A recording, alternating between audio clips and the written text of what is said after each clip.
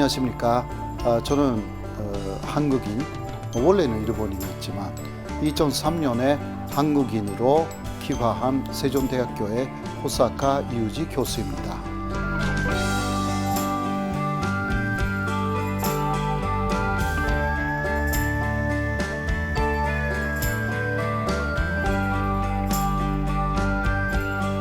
일본에서 활약하는 제일교포에는 유명한 야구 선수라든가 연예인들이 있어가지고 거기에 제일교포가 그러니까 한국인들이 우수하다라는 느낌으로 많이 가졌습니다.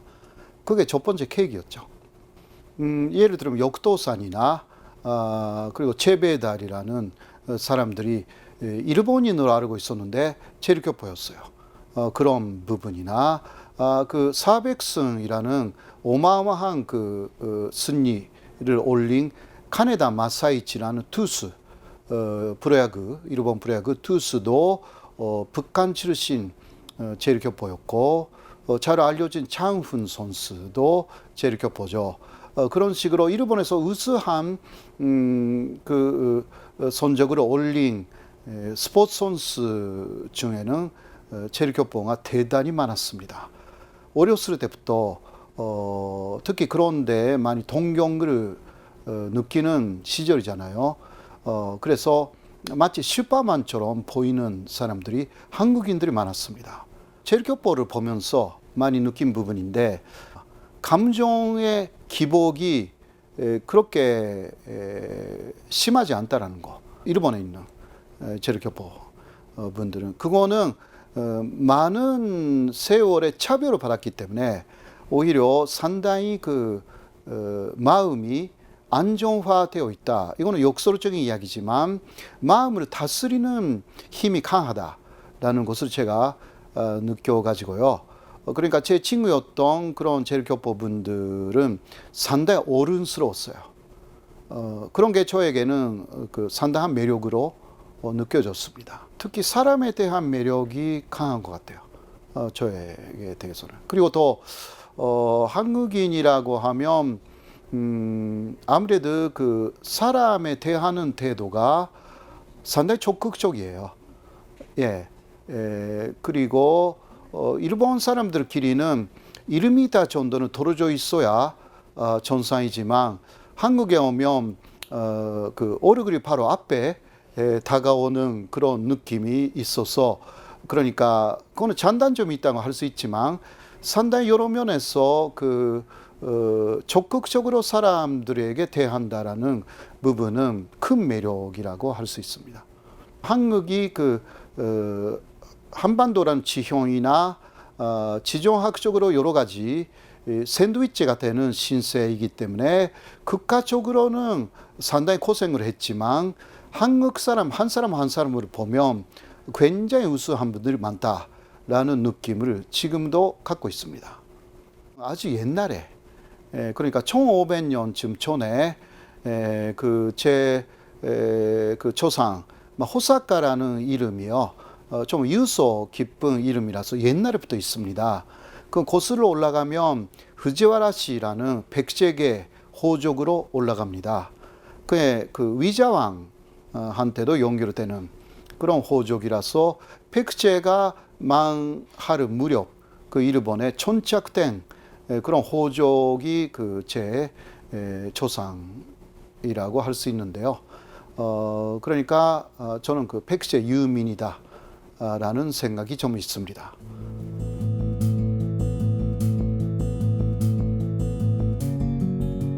그래서 한국에 관심을 갖고 있었는데 면성황후 시해 사건을 알게 됐어요.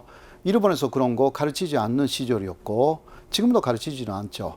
입장을 바꿔서 생각하면 일본의 근모를 외국인이 살해했다면 일본인이 그것을 용납할 수 없을 것이라고 생각했어요.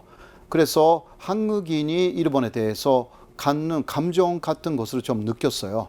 그래서 언젠가는 한국에 가서 한일 관계를 연구하여서 이런 부분에 대해서 한국인하고 많이 이야기를 나누고 싶다라는 그런 생각을 갖게 되었습니다. 대학교 시절이었죠. 그래서 한국말을 배우기 시작했고 한국말에 대한 매력도 좀 있었어요. 상당히 그 서울에서 들려오는 당시 라디오에서 들렸기 때문에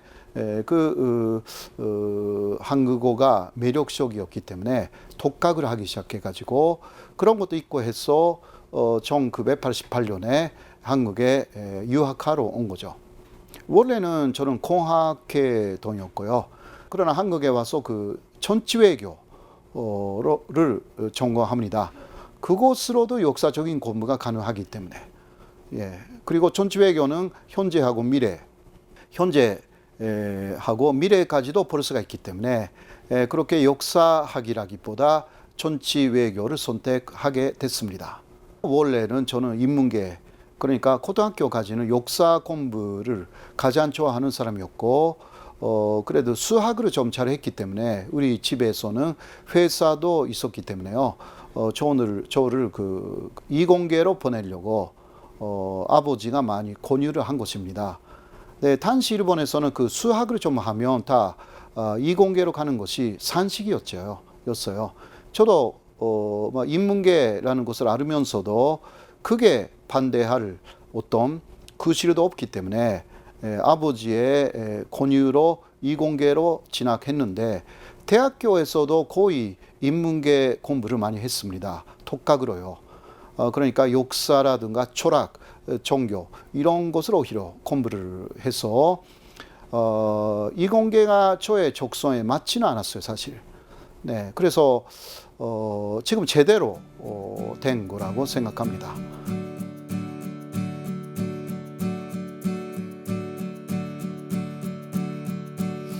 그래서 한국에 와서 제가 일제 간점기를 중심으로 연구하기 시작했습니다. 그렇게 하면서 석사, 박사를 계속 공부하고 있었는데요.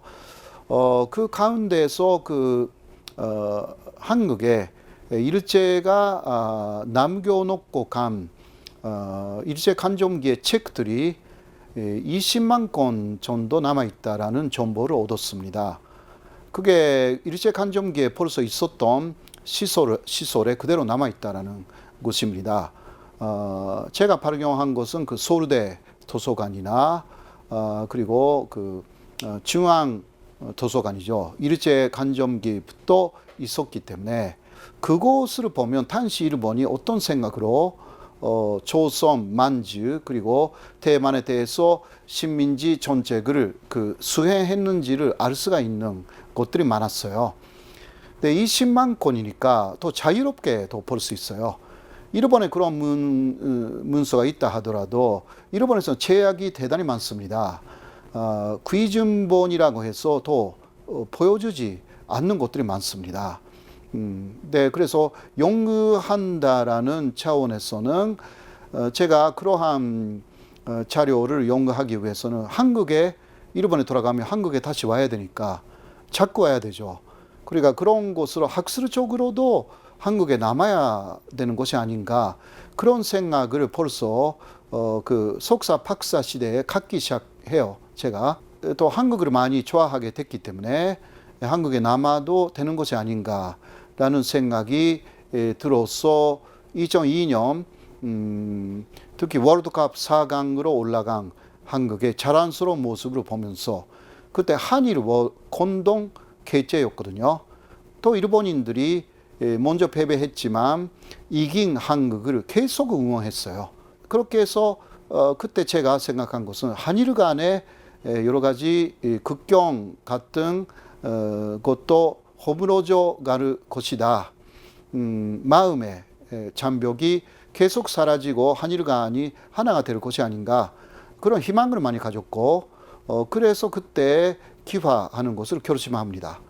그렇게 해서 일본에 있거나 한국에 있거나 똑같다라고 생각해서 또 한국에 많이 남기 위해서는 기화를 해야 되니까요. 당시 그렇게 해서 2002년에 신청하여서 2003년에 기화 허가를 얻었습니다.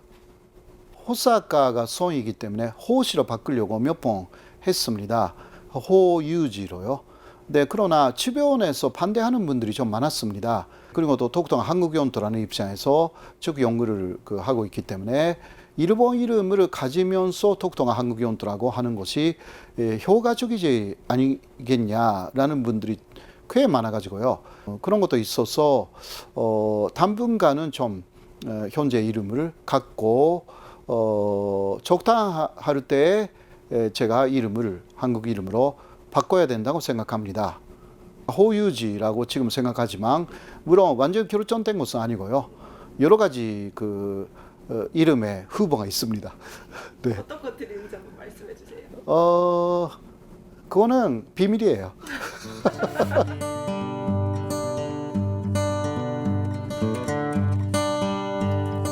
한 씨는 일본에서는 독도에 대해서 관심이 없었어요. 그 10년대. 그 일부 정치인들의 관심의 대상이었고 일본 사람들은 독도 다케시마가 어디에 있는지를 몰랐어요. 네, 저도 그런 상황이었죠. 네, 그러나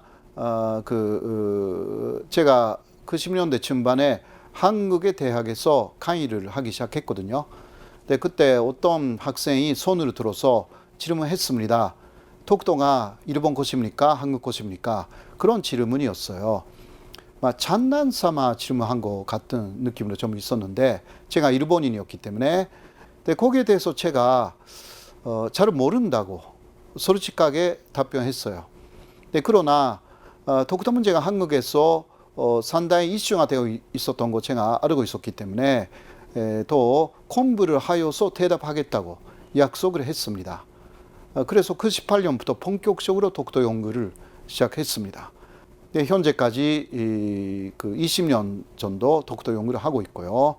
그 학생에 대해서는 공부해서 대답하겠다고 했기 때문에 그거는 벌써 제가 여러 곳에서 답을 하고 있는 것 같아요. 한국 정부 외교부하고도 상당히 밀접한 관계가 있고요. 경상북도 쪽에 독도위원회에도 들어가 있고요. 그리고 여기 세종대 독도종합연구소 소장이기도 하고 그래서 연구를 하고 그것을 인터넷에 올리기도 하고요.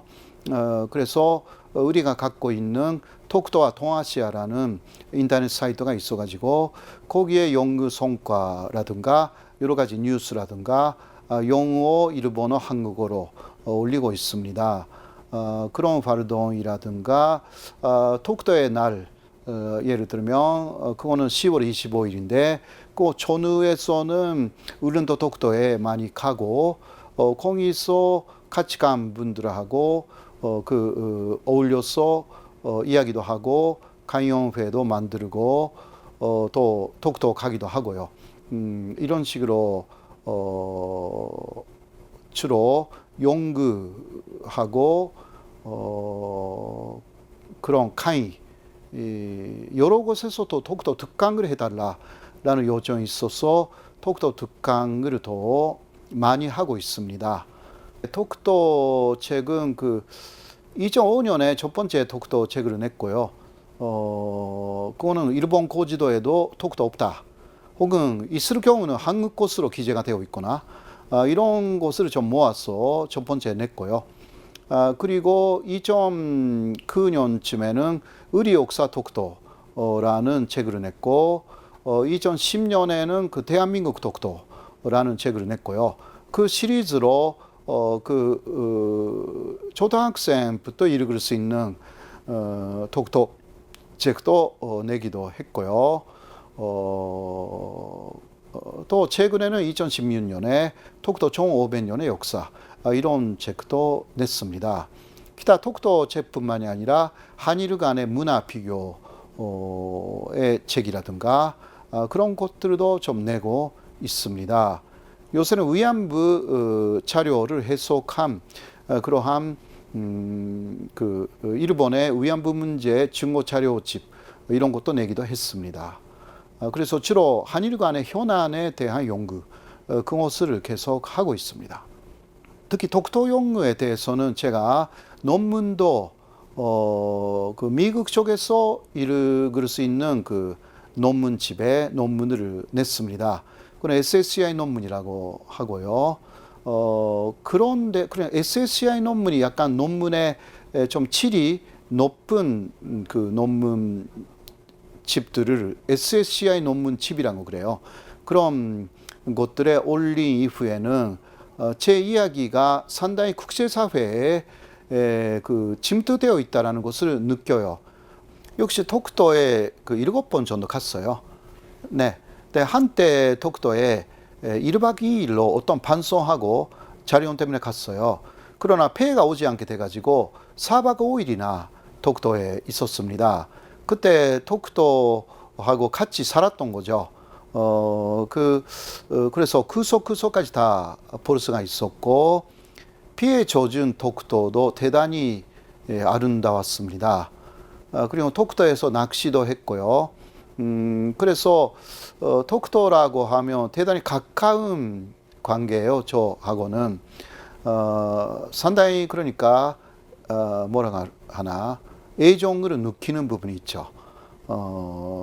그런 것이 제 독도에 대한 연구의 하나의 원동력이 되고 있다라고도 할 수가 있습니다.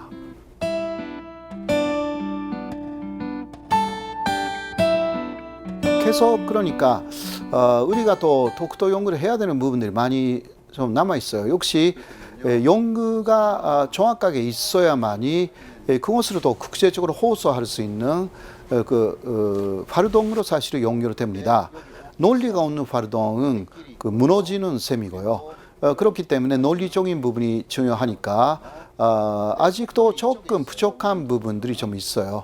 그런 것을 보완하는 연구는 계속 해야 되고, 또 시료 지배에 대한 연구가 더 필요합니다. 사람들이 역시 이성적인 존재이기 때문에 아무리 감정이라든가 피이성적인 이야기를 해도 대부분의 사람들은 상당히 이성적인 납득할 수 있는 이야기 쪽으로 갑니다.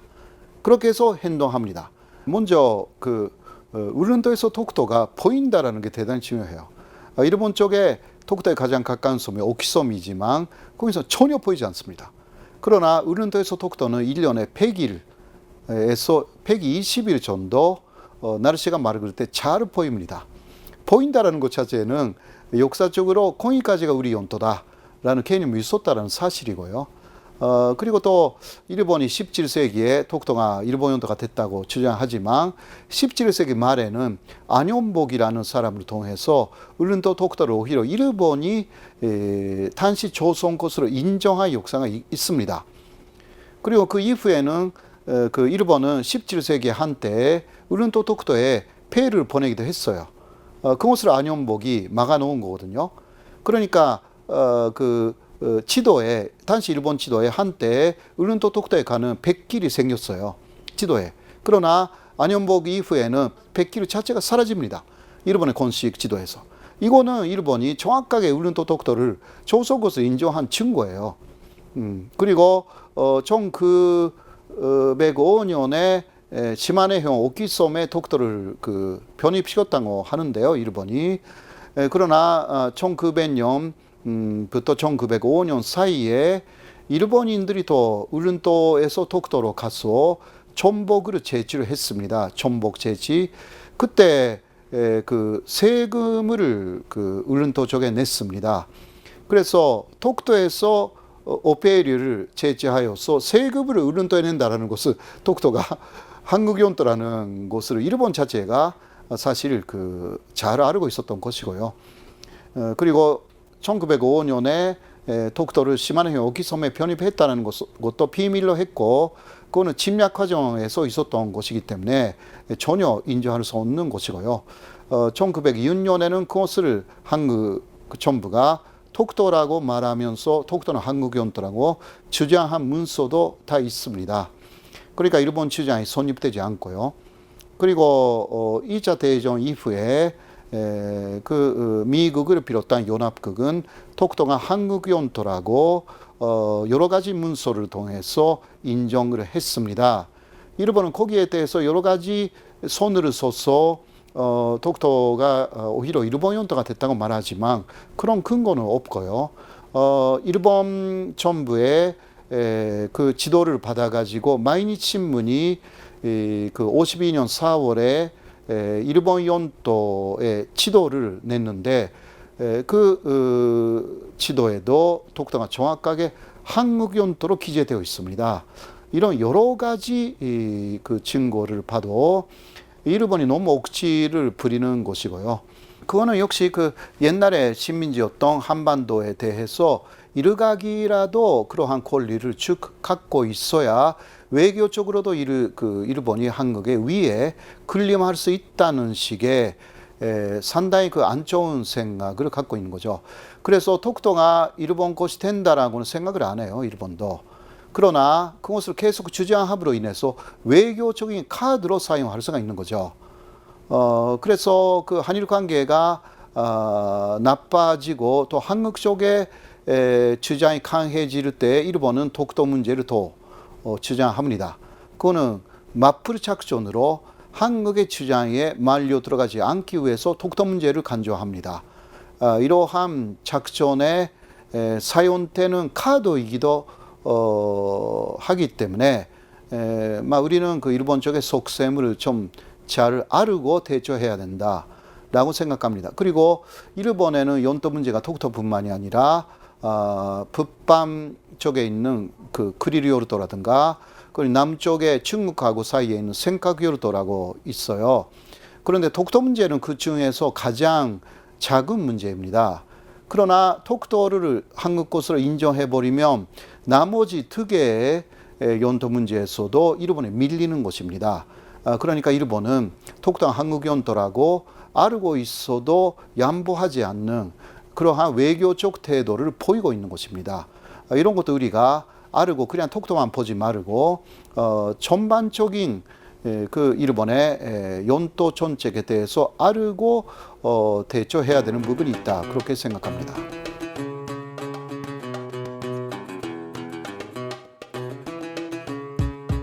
아무래도 그 한국 쪽의 그리고 한반도의 전체성이 무엇인지라는 것이 가장 중요하다고 생각해요.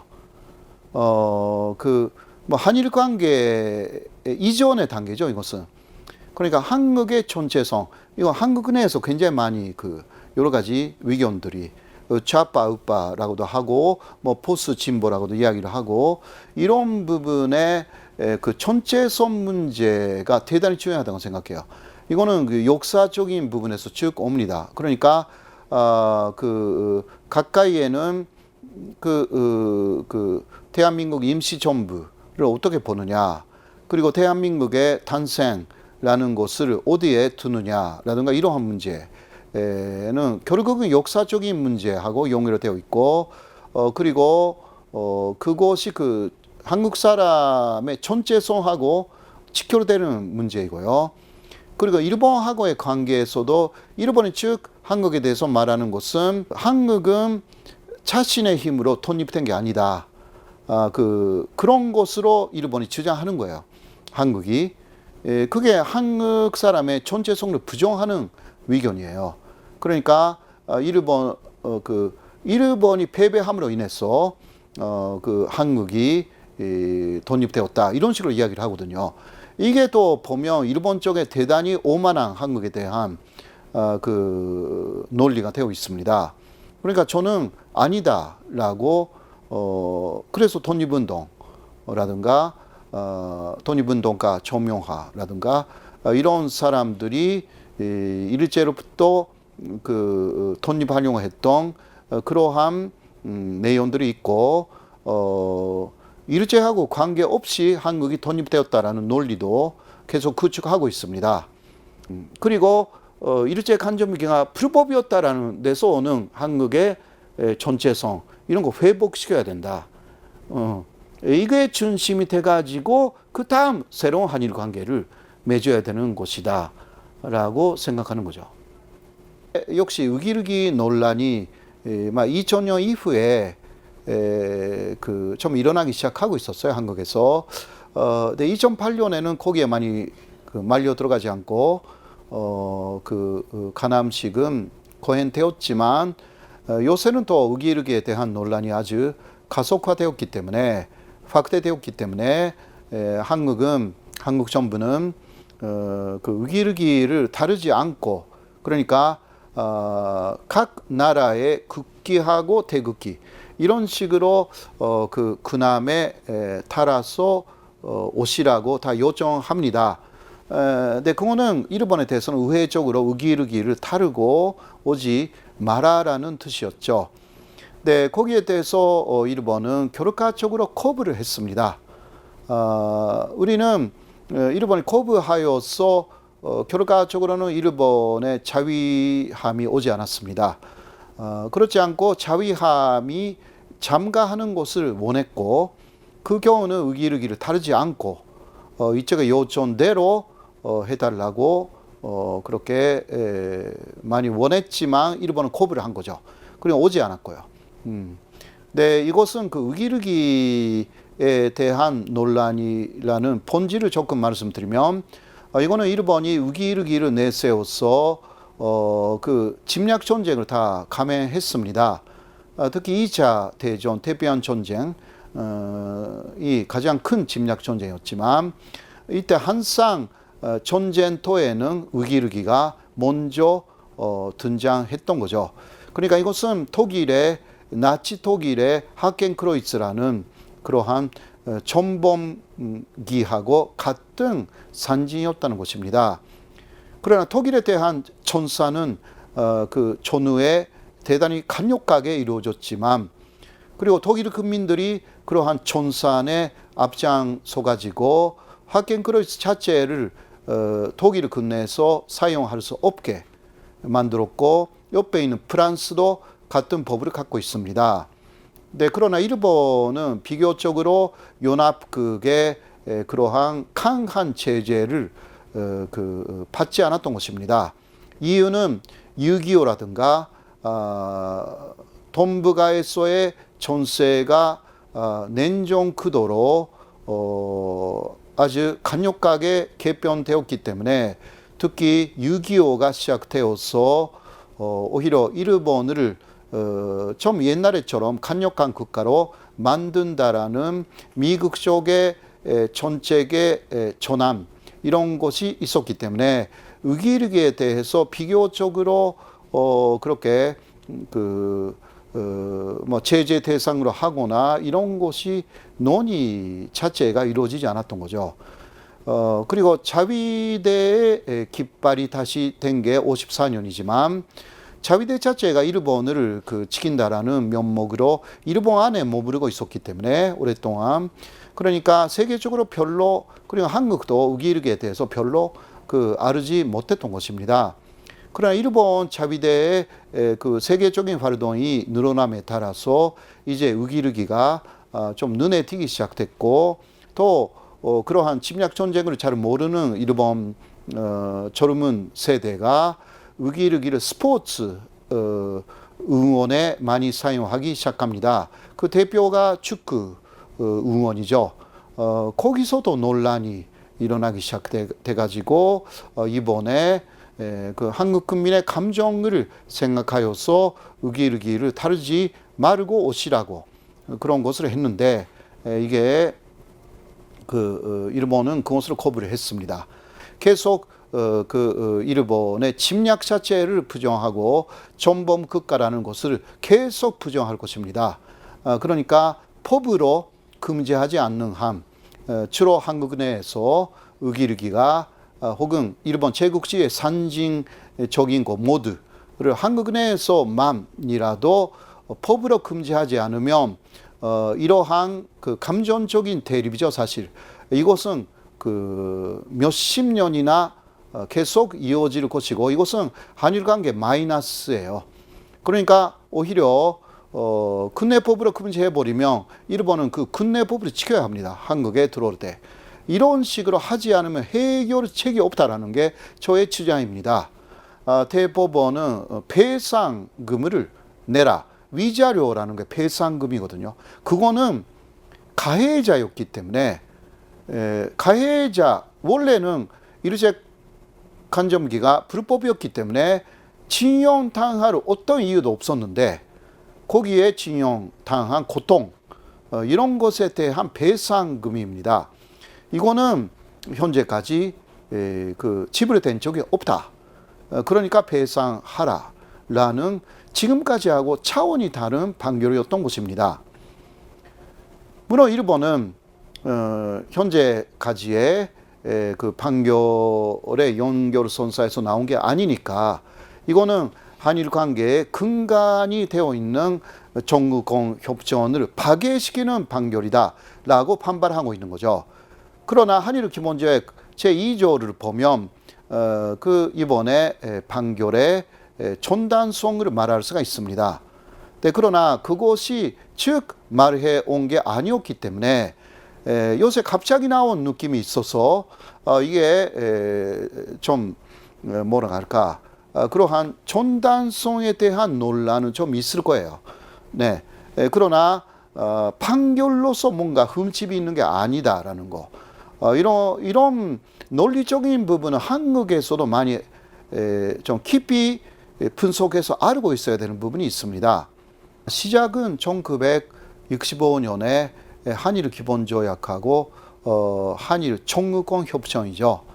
그때 한일 기본조약 제2조에서는 사실 일제 간접기가 불법이었는지 합법이었는지 이런 부분에 대한 조문이 있습니다.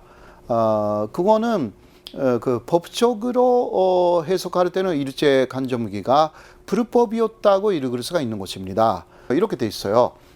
한일 평합조약을 비롯하여 그 이전에 일본하고 한국 사이에서 맺어진 모든 조약이나 협정은 이미 무효, 이미 선언된다, 확인된다. 이게 무슨 뜻이냐고 하면 한일 평합조약은 1910년, 그리고 그 이전에 있었던 조약이나 협정, 그거는 울산의기약이라든가 그 여러 개 있어요. 1904년부터 시작된 그 한일 위존사라든가 이것은 이미 무효, 이미 확인된다 이렇게 돼 있어요. 자, 이미 무효라는 뜻에 대해서 일본은 45년에 무효가 됐다라고 주장하고 있고, 그러니까 일제 간접기는 합법이었다. 그리고 한국은 원천적으로 무효다라고 해석합니다. 그런데 한국말이나 일본말로 하면요, 이미 무효밖에 없으니까 그렇게 두 갈래로 나눠지는 게 어쩔 수가 없어요. 해석의 논란. 그러나 한일 기본조약의 그 실제 전식 공식 문서는 연문입니다. 이게 중요해요. 그러니까 한국 쪽에서 그러한 논란을 막기 위해서 연문을 그 전식 문서로 하자. 그렇게 해서 합의가 됐어요. 근데 이미 무효라는 게 논란이 되는 부분이니까 이거는 영어로는 already, null and void예요. already. 그거는 이미잖아요. null and void가 무효인데 이 null and void는요. 그 뜻은 원천적으로 무효라는 뜻이에요. 그게 그때 한국 대표단이 그 null and void를 일본에 제안했어요. 근데 일본은 그렇다면 문제가 된다 일본 쪽에서는. 그러니까 already를 넣어달라고 했어. 거기에서 합의를 했어요. already, null and void. 그러나 막 약간 직역하면 이미 원천적으로 무효 이렇게 되는 거예요. 네. 근데 그러나 원천적으로 무효라는 뜻은 그렇게 바뀌지 않는 거예요. 그렇죠? 그죠. 예. 근데 그때 연문학자라든가 모두 확인해서 한국이 오케이를 했어요. 그러니까 일본도 사실상 원천적 무효.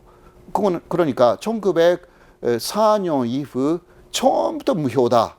그래, 그거는 일제 간접기가 무효다는 뜻이에요. 네. 요는 요지가 없잖아.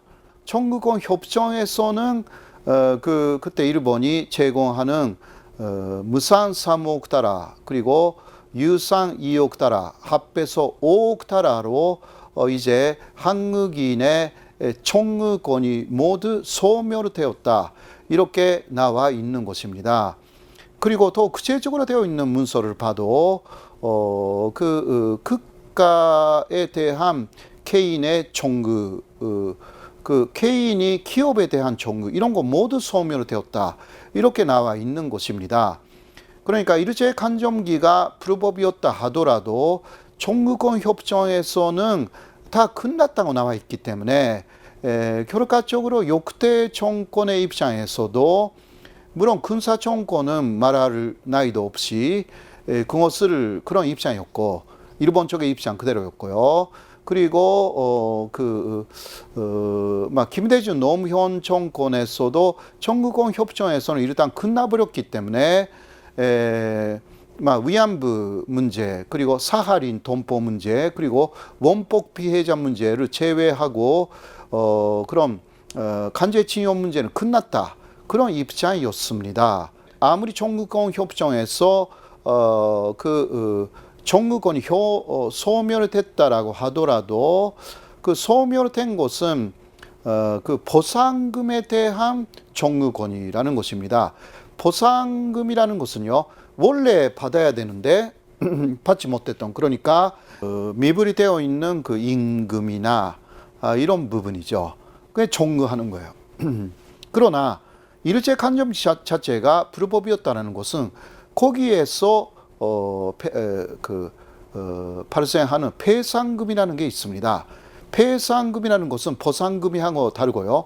보상금은 상대가 나빴다라든가 우리가 나쁘니까 낸다 이게 아닙니다. 그 보상금이라는 것은 도의적인 책임으로 그냥 내는 것이기 때문에 그 법적으로 책임이 없어도 낼 수 있어요. 위안부에 대해서도 다 그런 거였어요. 현재까지. 중국이나 미국의 포로에 대해서는 배상금을 냈다라는 거. 중국인을 포로로 해가지고 강제징용 시켰어요. 일본에서. 그 중국인에 대해서는 또 재단까지 만들어가지고 돈을 줘요. 그런데 왜 우리에게는 안 해주냐? 이런 논란이 있잖아요. 이거는 일본의 논리로 가면 그때 조선은 일본이었다. 이게 있는 거예요. 그거는 일제 간점기를 합법으로 보는 관점이죠. 그러니까 그렇게 가는데 그 대만이나 조선에 대해서는 일본인이었기 때문에 일본의 징용령에 그때 그 일본인들도 동원됐기 때문에 그게 문제가 없다. 이게 일본의 논리고. 그래서 거기에 정확하게 맞설 수 있는 것은 불법이었다라는 부분이죠. 이것을 또 한국 내에서도 정말 깊이 분석해서 많은 한국인이 그냥 감정적으로 이건 불법이었다고 알고 있잖아요. 그거 아니라 논리적으로도 알고 있어야 되는 부분입니다. 이거는 좀 논의가 그렇게 쉽게 끝나지는 않을 거예요. 그러니까 일본은 지금까지 인정했는데 왜 이제 와서 그러냐 이런 이야기를 할 것이고 거기에 대해서는 우리는 그러니까 사법 쪽의 독립성을 강조해야 되고 그리고 지금까지 입장을 수정할 수가 있는 것입니다. 아무리 노무현 정권이 그때 인정했다 하더라도 거기에 대해서 문재인 정권이 노무현 때 이야기를 그대로 이어받아야 된다는 게 없기 때문에 정확하게 수정되어서 오히려 올바른 의견이 그쪽이다라고 또 해야 되는 게 있어요. 지금 그게 아마 타이밍을 보고 있을 거예요. 이 방향으로 가지 않는 한 좀 어렵거든요, 사실.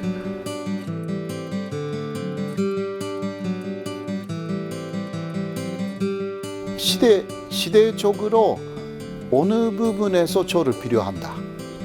그렇게 생각하는 거죠. 약간 소명감을 느끼는 부분이 없지 않아 있다. 소명감이랑 한일 관계 정상화이고 대한민국이라는 전체성의 완벽한 회복. 나만 아는 한국은 세계에 우뚝 설 수 있는 아주 훌륭한 그 나라인데 여러 가지 요인으로 그 훌륭함이 아직 숨겨져 있는 나라다. 그러나 그 훌륭함이 머지않아 세계적으로 발휘되는 그런 나라로 알고 있습니다.